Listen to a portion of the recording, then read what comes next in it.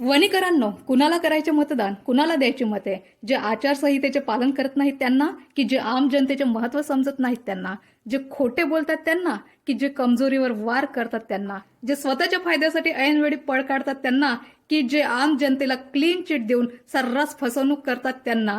जे आचारसंहिता लागू असताना बंदी असून सुद्धा अभद्र भाषेचा प्रयोग करतात त्यांना, की जे सतत भारताच्या संविधानाचा अपमान करत व एकंदरीत संविधानाचा अपमान म्हणजे B.R. आंबेडकरांचा अपमान करतात त्यांना? मुद्दा क्रमांक 1, जे आचारसंहितेचे पालन करत नाहीत त्यांना. महाराष्ट्र राज्य निवडणूक आयोगने दिनांक 4 नोव्हेंबर 2025 रोजी आचारसंहितेचे आदेश जारी केलेले आहेत. त्यापैकी आदेश क्रमांक 43 वाहतूक नियंत्रणाबाबत आहे. ही जी राजकीय पक्षांची, उमेदवारांची, त्यांच्या कार्यकर्त्यासहित, समर्थकांसहित जी मिरवणूक निघते ना, जर ती मिरवणूक मोठी असेल तर त्या मिरवणुकीला अखंड चालता येत नाही, त्याच्या तुकड्यांमध्ये विभाजन करावे लागते. आणि यामागचे कारण म्हणजे वाहतुकीची कोंडी होऊ नये, आम जनतेला अडथळा निर्माण होऊ नये, मिरवणुकीचा त्रास सर्वसामान्य जनतेला होऊ नये, हा यामागचा मुख्य उद्देश असतो. पण आपण स्वतःच बघितलं की बीजेपी, शिवसेना, शिंदेगड, महाविकास आघाडी, काँग्रेस, मनसे आणि शिवसेना उभाठा यांनी उमेदवारांचे नामांकन अर्ज भरण्याच्या पर्वावर काढलेली प्रत्येकाची रॅली ही अखंड लांबच लांब अशी होती. आणि वनी जनतेला या मिरवणुकांमुळे खूप त्रास झाला. त्यांना ये जा करण्यास प्रचंड अडथळा निर्माण झाला, त्यांची फजिती झाली. यांना पब्लिकच्या सोयीचे काही लेनदेन नाही, यांना फक्त देखावा करायचा होता की बघा आमच्याकडे किती जनसंख्या आहे. आणि यालाच वनीच्या मीडियाने शक्ती प्रदर्शन असे नाव दिले. वनी मीडियाने ही 44 पेजेसची आचारसंहिता वाचली नाही हे तर क्लिअर आहे. जर वाचली असती तर ह्या अशा जनतेची गैरसोय करणाऱ्या, महाराष्ट्र निवडणूक आयोगाच्या आदेशांनाही न पाळणाऱ्या या मिरवणुकांना शक्ती प्रदर्शन नाही तर अज्ञानतेचे प्रदर्शन, अतिरेकाचे प्रदर्शन, देखाव्याचे प्रदर्शन, आचारसंहितेच्या उल्लंघनाचे प्रदर्शन, राज्य निवडणूक आयोगाच्या अपमानाचे प्रदर्शन, शिक्षेस पात्र अशा अपराधाचे प्रदर्शन असे नाव दिले असते. कॉमन सेन्सची गोष्ट आहे की सार्वजनिक रोड हे कशासाठी असतात तर पब्लिकच्या निरंतर रहदारीसाठी, ये जा करण्यासाठी. अर्थातच धार्मिक उत्सव व इतर अतिमहत्वाचे इन्सिडन्स, इव्हेंट्स यासाठी मिरवणुकींना मान्यता आहे, पण नियमांसहित मान्यता आहेत. आणि हे नियम पाळणं हे मिरवणुकीचे आयोजक व स्थानिक पोलीस अधिकारी यांचे काम असते. पण शहरात कुठलेच नियम पाळले जात नाहीत, कारण शहरात राजकीय नेत्यांसहित प्रशासकीय अधिकारी सुद्धा नियम पाळण्याच्या बाबतीत पूर्णतः उदासीन असल्याचे वेळोवेळी प्रूव्ह होते. आणि अशाच बेजबाबदार राजकीय नेत्यांना, उमेदवारांना आम्ही आमचे बहुमूल्य मत देणार आहोत, जेणेकरून शहरात सतत नियमांचे उल्लंघन होत राहावं, शांतता व सुव्यवस्था सतत विस्कळीत होत राहावी. आणि अशात एक प्रश्न मी जनतेला विचारू इच्छिते, उत्तर नक्की द्या. हे राजकीय नेते, उमेदवार राज्य निवडणूक आयोगाला ऐकत नाहीत तर उद्या चालून नगराध्यक्ष, नगरसेवकच्या खुर्च्यांवर बसल्यावर जनतेची हाक ऐकतील का? मुद्दा क्रमांक 2, जे आम जनतेचे महत्त्व समजत नाहीत त्यांना. मित्रमैत्रिणींनो, कधी कधी आपण खूप अर्जंट कामासाठी बाहेर पडत असतो. एखाद्या ठिकाणी आपल्याला लवकर जायचं असते, पण या मिरवणुका अशा आड येतात की अख्खा रस्ता अगोदतात. रॅलीने अख्खा चौक असा जाम झालेला असतो की जिथे आपण ऑलरेडी पोहोचलेलो असतो तिथून वापस फिरून पुन्हा मागे जावे लागते आणि दुसरा मार्ग शोधावा लागतो. तिथे या मिरवणूक तिथून हटून रस्ता, चौक मोकळा होईपर्यंत वाट पाहत बसावी लागते अथवा मार्ग बदलावा लागतो. आणि अशा वेळेस हा अनुभव खूप जणांना येत असेल, पण भीतीपायी पब्लिकली बोलायची कोणी हिंमत करत नाही. पण अशा वेळी माणूस एवढा इरिटेट होतो की भयंकर. म्हणूनच या मोठ्या मिरवणुकांचे तुकड्यांमध्ये विभाजन हा नियम असतो, जेणेकरून रस्ता अडवून आम जनतेचे आपले महत्वाचे कामं करण्यास, ये जा करण्यास अडथळा निर्माण होऊ नये. पण ह्यांना आम जनतेच्या सुख सुविधेची काही चिंता नसते. या राजकीय नेत्यांना मोठमोठ्या मिरवणुका अखंड चालवत नेऊन आपण स्वतः सेलिब्रिटी असल्याचे व ह्यांच्यामुळे रस्ता, चौक जाम झाल्यानं यांना पाहत थांबणाऱ्या आम जनतेला यांचे फॅन असल्याचे फील घ्यायचं असते. आम जनतेला मनस्ताप होतो, त्रास होतो, हे समजून घेणं यांना नाही जमणार. आणि ह्याच सेलिब्रिटींना आम्ही यांचे फॅन वोट देणार आहोत, कारण कुणाला ना कुणाला तर वोट देणं आहेच. मुद्दा क्रमांक 3, जे खोटे बोलतात त्यांना. वनी एक सुंदर सिटी झालेली आहे, पण लोकांना दिसते. जर आजच्या तारखेला वनी शहराला कोणी सुंदर शहर, स्वच्छ शहर म्हणत असेल तर त्यांच्यासारखं फेकूचंद दुसरं कोणीच नाही. श्रीमान अहिर सर व वनी बीजेपी यांनी एक वनी प्रदक्षिणा घालायला हवी होती आणि नंतर म्हणायला हवे होते की वनी हे एक सुंदर स्वच्छ शहर आहे. चला एक नजर वणी शहराच्या सुंदरतेवर व स्वच्छतेवर टाकू. जागोजागी कचरा, जागोजागी एन्क्रोचमेंट, जागोजागी न्यूसेन्स.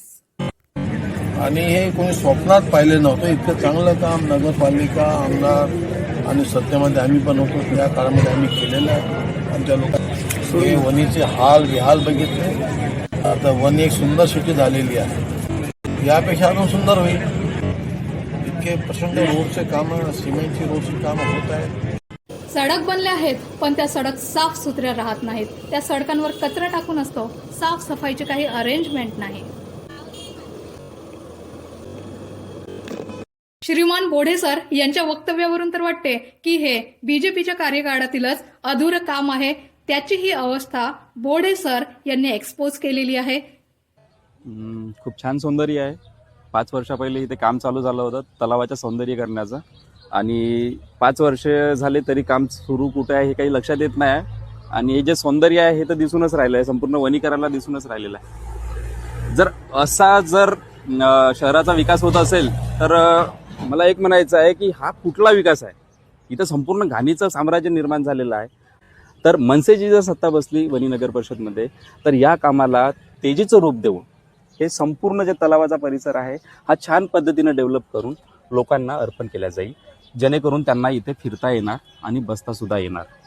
पिण्याच्या पाण्यापासून, रस्त्यांपासून, वीजपासून ते बगीचे, गार्डन, फिरायचं सगळं मी पाहतो, डोळ्यांनी बघितलं नाही. राहिला प्रश्न पाण्याचा, तर वणी शहरात गेली कित्येक वर्षे पाणी समस्या ही कायम आहे. अशुद्ध पाणी ही प्राथमिक गरज आहे. प्रत्येक कामासाठी पाण्याचा वापर लागतो आणि तरीही वणी शहरात कित्येक वर्षांपासून नळ हे 3 ते 4 दिवसांनी सोडले जातात, ज्या अर्थी नळ हे रोज यायला हवेत. प्रायमरी नीड सुद्धा जनतेला पुरवू शकत नाहीत हे सत्ताधारी, तरी सुद्धा असे खुलेआम खोटे बोलतात. आणि असे पब्लिकली खोटे बोलणाऱ्यांना आम्ही वोट देणार आहोत, कारण वोटिंग हा आमचा अधिकार आहे आणि तो अधिकार आम्ही गाजवणार आहोत. मुद्दा क्रमांक 4, जे कमजोरीवर वार करतात त्यांना. वणीतील राष्ट्रवादी काँग्रेस, शरद पवार गट यांची व्यथा ऐकून घ्या. सातत्यानं आम्हाला झुलवाझुलवी करत आमचा टाइम काढून घेतलेला, वेळ काढून घेतलेला आहे. वणी नगर परिषद निवडणूक लढणारी महाविकास आघाडी, काँग्रेस, मनसे, शिवसेना, उबाठा यांनी राष्ट्रवादी काँग्रेस, शरद पवार यांची कमजोर स्थिती पाहून त्यांना आघाडीतून सेट असाइड केले. कोर्टपर्यंत किती झोकाचं. आज आम्ही कमजोर आहोत, थोडेच आम्ही कमजोर आहोत. या कमजोर क्षणी त्यांची ताकद बनून त्यांना आपल्या सामील करून घेण्याऐवजी त्यांना धक्का देत आपल्यातून बाहेर ढकलले. म्हणजे जेव्हा आमची गरज असते, लोकसभेमध्ये आमची गरज होती, आम्ही त्यांच्या सोबत होतो, लोकसभेत खासदार निवडून दिला. विधानसभेत आमची गरज होती, विधानसभेत आम्ही मेहनत करून आमदार निवडून दिला. जर या पक्षाला सहभागी केले असते तर जागांच्या वाटपात काही जागा त्यांनाही द्याव्या लागल्या असत्या. म्हणून त्यांना धक्का देणे हेच महाविकास आघाडीने निवडले.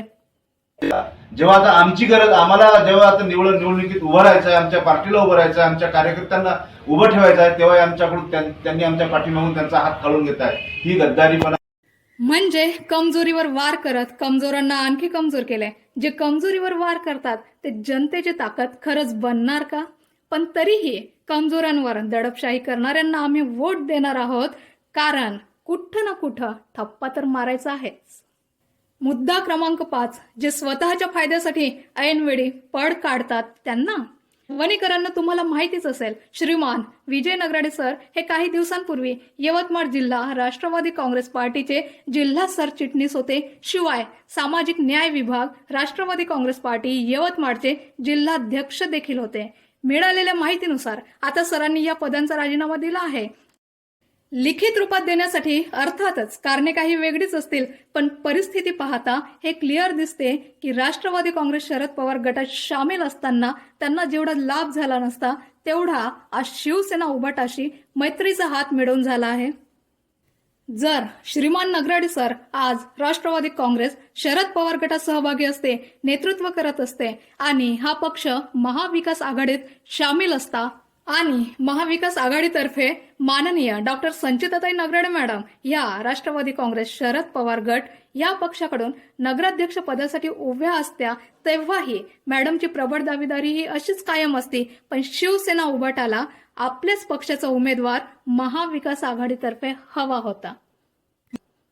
जर नगराडे सर यांनी राष्ट्रवादी काँग्रेस शरद पवार गटाचे नेतृत्व करत डॉक्टर नगराडे मॅडम यांना या पक्षाकडून उभे केले असते तर नक्कीच शिवसेना उभाटाने या पक्षाला महाविकास आघाडीत सहभागी केले नसते. म्हणून स्वतःच्या वैयक्तिक लाभासाठी सरांनी या पक्षाचा त्याग करत पळ काढला व वणी शहरासाठी या पक्षाला कमजोर व असहाय्य बनवून सोडले. भलेही स्वतःच्या फायद्यासाठी पळ काढला असू द्या ना, आम्ही यांना मत देणार आहोत, कारण मतदानाचा आमच्या अधिकारापासून आम्ही पळ नाही काढू शकत. मुद्दा क्रमांक 6, जे एखाद्या आम जनतेला खुलेआम क्लीन चिट देऊन सर्रास फसवणूक करतात त्यांना. सीमा कुमरे ह्या सुद्धा नगराध्यक्ष पदाच्या प्रबळ दावेदार मानल्या जात होत्या. त्यांनी काँग्रेसकडे आपला उमेदवारी अर्ज दाखल केल्यानंतर त्यांना शहरात प्रसिद्धी मिळणं सुरू झाली. त्या सुद्धा जोरदार टक्कर देऊ शकतात व शक्य झाल्यास विजयी सुद्धा होऊ शकतात अशी चर्चा शहरभर सुरू झाली होती. काँग्रेस सुरुवातीपासूनच म्हणत आहेत, जर महाविकास आघाडीत सन्मानजनक जागा मिळाल्या नाहीत तर आम्ही स्वबळावर लढू. म्हणजे स्वबळावर लढायचं की महाविकास आघाडीत लढायचं या बाबतीत ते सुरुवातीपासूनच कन्फ्यूज होते. म्हणजे वणी काँग्रेस नेते दोन्ही तबल्यावर हात ठेवून होते. एक हात त्यांचा महाविकास आघाडी या तबल्यावर होता तर दुसरा हात स्वबळावर या तबल्यावर होता. नगराध्यक्ष काँग्रेसचाच बनेल. आपले मतदार हे सुजाण व सुज्ञ आहे. काँग्रेसच्या बाजूने भक्कमपणे पाठीशी उभे आहे. त्यामुळे येणारी नगरपालिका हे आमची काँग्रेसचीच येईल असा आम्हाला 100% विश्वास आहे. शेवटी त्यांचा स्वतःवरचा विश्वास डगमगला व अखेर त्यांनी आघाडीत धाव घेतली. जर त्यांना आघाडीतच जायचं होतं तर त्यांनी कमसे कम नगर अध्यक्ष पदासाठी तरी उमेदवारी अर्ज मागायला नको होते. फक्त नगरसेवकांसाठीचे अर्ज मागायला हवे होते. व शेवटी जर स्वबळावर लढायचा निर्धार झालाच तर त्यातूनच एकीला नगराध्यक्ष पदासाठी उमेदवारी दिली असती. पण शेवटी काय झाले तर त्यांच्याकडे शहरातील एका होनहार काबिल महिलेने त्यांच्याकडे नगराध्यक्षसाठी उमेदवारी अर्ज दाखल केला. अर्थातच त्यानंतर त्यांनी नक्कीच स्वप्ने बघायला सुरुवात केली असेल की आपण नगराध्यक्ष बनू तर आपण हे करू, असे करू, ते करू, तसे करू.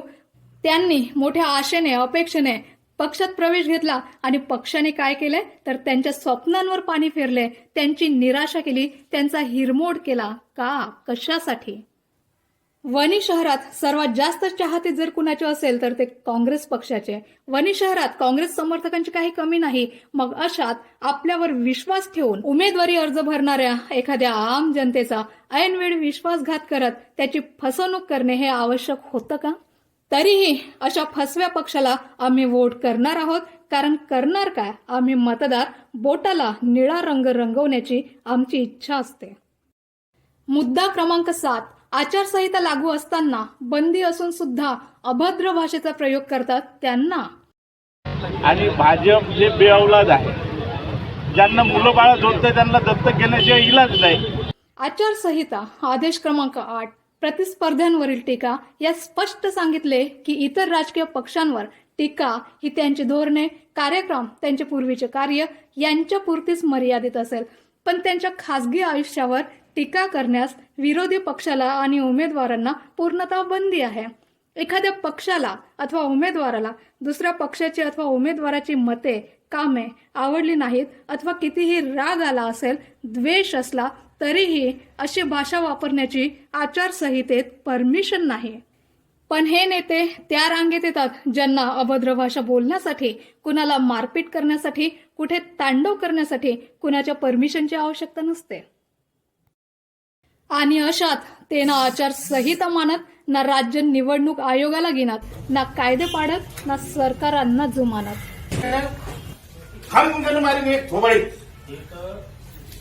आता हे वाक्य बोलण्याची खूप जणांची इच्छा असेल, पण भीतीपोटी कोणीच बोलायची हिंमत करणार नाही की महाविकास आघाडीकडून बोलले गेलेले हे शब्द थेट यांनाच येऊन लागतात. आणि भाजप जे बेअवलाद आहे, ज्यांना मुलं बाळा जोडते त्यांना दत्तक घेण्याशिवाय इलाज नाही. यांच्याकडून सोडलेला हा तीर वापस येऊन यांनाच पिअर्स करतो. पण हे सगळं बोलायला खूप हिंमत लागते आणि ही हिंमत या आचारसंहितेत कोणीच करणार नाही. पण तरीही महाराष्ट्र निवडणूक आयोगाच्या आदेशानुसार बंदी असतानाही अशी टिप्पणी करणाऱ्यांना आम्ही वोट देऊ, कारण आम्हा आम जनतेला मतदान करण्याच्या अधिकाराखाली मतदान करण्यास बहुत खुशी येते. मुद्दा क्रमांक 8, जे सतत भारताच्या संविधानाचा अपमान करतात व एकंदरीतच संविधानाचा अपमान म्हणजे डॉक्टर बी आर आंबेडकर यांचा अपमान करतात त्यांना मतदान हा आमचा अधिकार आहे हे आम जनतेला खूप चांगल्या तऱ्हेने माहिती आहे, कारण तशी पब्लिसिटी केल्या गेली आहे भारत व राज्य सरकारांकडून. मग राजकीय पक्षांना, नेत्यांना माझा एक प्रश्न आहे, मतदानाचा अधिकार हा भारताचे संविधान अनुच्छेद 21 अंतर्गत फंडामेंटल राईट आहे. तसाच right to clean air, right to wholesome environment, right to fresh air, right to pollution free environment हा सुद्धा आर्टिकल 21 अंतर्गत फंडामेंटल राईट आहे. मग राजकीय नेत्यांनो, केंद्र आणि राज्य सरकारांनो, तुम्ही मतदानाचा अधिकार हा मूलभूत अधिकार आहे अशी खूप मार्केटिंग केली की आज हर एक नागरिकाला आपला हा अधिकार माहीत झाला आहे. मग शुद्ध हवा, ऑक्सिजन युक्त नैसर्गिक हवा, प्रदूषण मुक्त पर्यावरण आम्हाला मिळावा हा सुद्धा मतदानाच्या अधिकाराप्रमाणेच आर्टिकल 21 अंतर्गत आमचा मूलभूत अधिकार आहे. ही गोष्ट राजकीय नेत्यांनो तुम्ही का बरं पब्लिक पासून लपवता? का बरं आमच्या या अधिकाराची पब्लिसिटी, मार्केटिंग करत नाहीत? का बरं तुम्ही आम्हाला, प्रत्येकाला हा अधिकार मिळावा यासाठी प्रत्येक जनतेला अवेअर करत नाही? पण प्रश्न हा आहे की राईट टू होलसम एन्व्हायरमेंट हा सुद्धा आपला एक फंडामेंटल राईट आहे, हे तुम्हालाच माहिती आहे की नाही? जर माहिती असते तर हे राजकीय नेते असे वागले असते का? माझ्या शहरात इतर छोटे मोठे नेते तर सोडाच, पण देरकर सर आणि बोतकुरवार सर हे सुद्धा आमचा हा हक्क छीनून घेण्यात मागे नाहीत. चला उदाहरणासहित दाखवते. मागच्या वर्षी 5 डिसेंबर 2024 हे चित्र. फडणवीस साहेबांनी मुख्यमंत्री पदाची शपथ घेतली होती तेव्हाचा हा नजारा. मुंबईत ढोल, फटाके, मिठाईद्वारे या इव्हेंटचा जल्लोष तर होताच, पण राज्यभरात जागोजागी हा इव्हेंट साजरा करण्यात आला होता, वणी शहरात सुद्धा. तर फटाक्यांच्या आतिषबाजीत एकमेकांना लाडू भरवत भाजप महायुतीच्या नेते व कार्यकर्त्यांनी सरकार स्थापनेचा आनंद साजरा केला. आणि या जल्लोषात फटाक्यांची खूप आतिषबाजी करण्यात आली होती. जर हे राजकीय नेते UPSC किंवा स्टेट पब्लिक सर्व्हिस कमिशन सारख्या परीक्षा पास केल्यानंतरच राजकीय क्षेत्रात प्रवेश मिळवून आले असते तर हे फटाके खरीदणे, फटाके फोडण्यासारख्या चिल्लर, अनावश्यक आणि फालतू गोष्टीला प्राधान्य दिले नसते.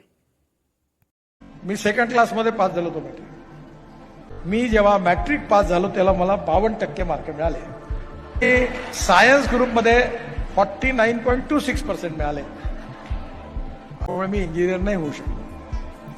पण आपल्या विजयाचा जल्लोष हे राजकीय नेते फटाके जाळून साजरा करतात, ज्यात प्रकृतीने आम्हाला दिलेला ऑक्सिजन जळला जातो, नष्ट केला जातो व त्या बदल्यात आम्हाला मानवनिर्मित विषारी वायू हे उपहारात मिळतात, ज्याने आमच्या भारतीय संविधानाच्या अनुच्छेद 21 अंतर्गत मिळालेल्या मूलभूत अधिकाराचे उल्लंघन होते व असे करणारे हे संविधानाचा अपमान करतात व सोबतच संविधान मेकर डॉक्टर BR आंबेडकरांचा सुद्धा अपमान करतात. आणि ही बाब शहरातील प्रत्येक राजकीय पक्षांना, नेत्यांना लागू पडते, कारण प्रत्येक जण आपल्या विजयाचा जल्लोष हा गैरमार्गाने साजरा करतो. पण तरीही संविधानाचा व डॉक्टर BR आंबेडकरांचा अपमान करणाऱ्यांना आम्ही वोट देणार आहोत, कारण मतदान हा आमचा फंडामेंटल राईट आहे. भलेही या अधिकाराचा आम्हा मतदारांना काहीच लाभ होत नाही, पण ज्याला आम्ही मत देतो त्याचा जीवनभराचा फायदा होतो.